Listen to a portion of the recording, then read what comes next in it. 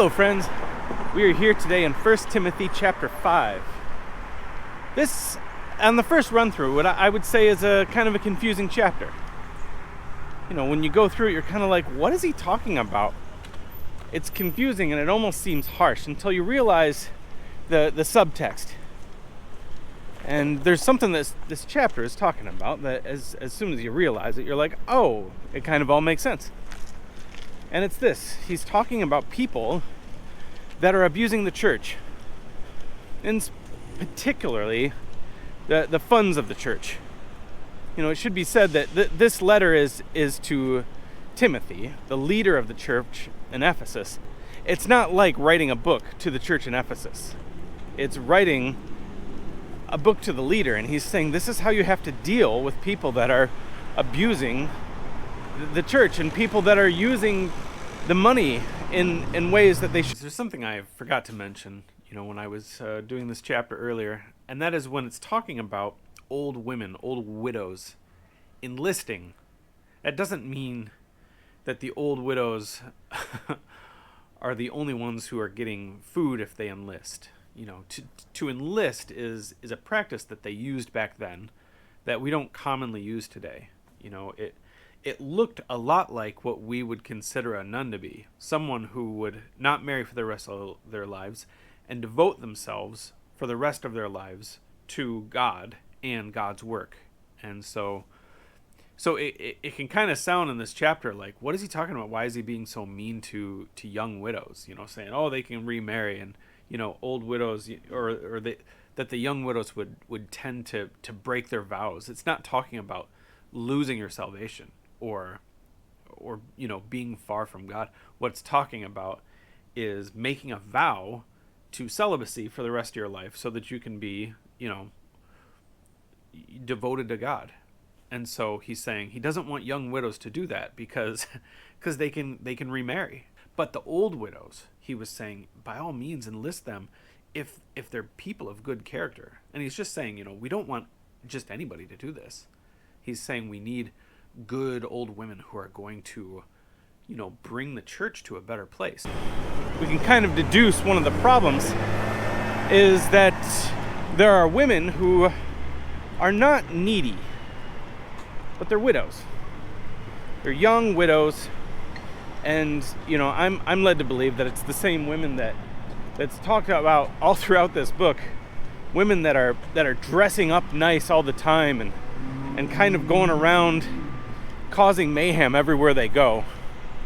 And so he's saying, at least about the women, you know, if they're really widows, then by all means you need to care for them.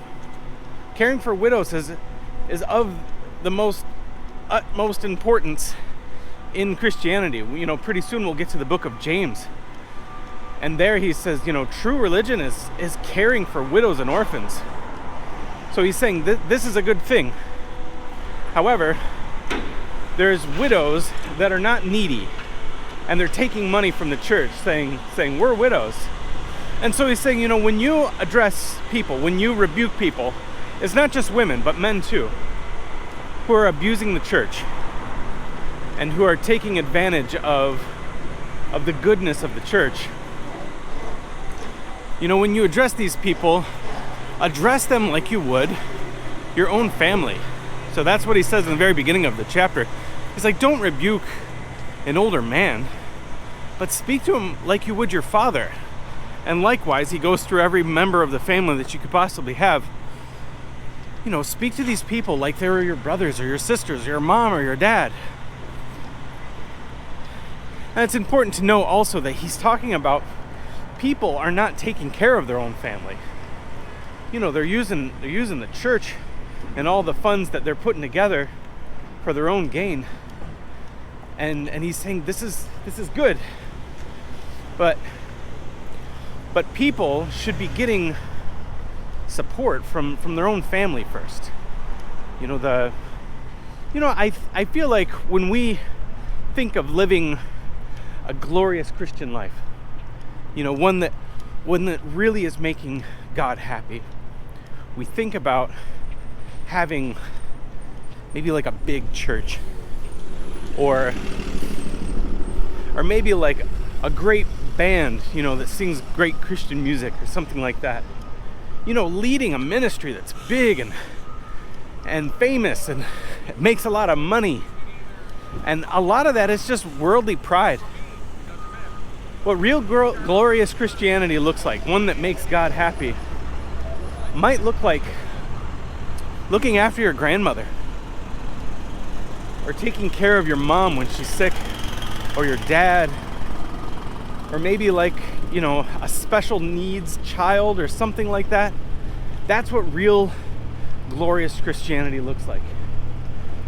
The best examples I could show of what the Christian life looks like is when there's something like a plague happening, or some sort of like horrible tragedy where the Christians go in not for recognition, but because the recognition of the need.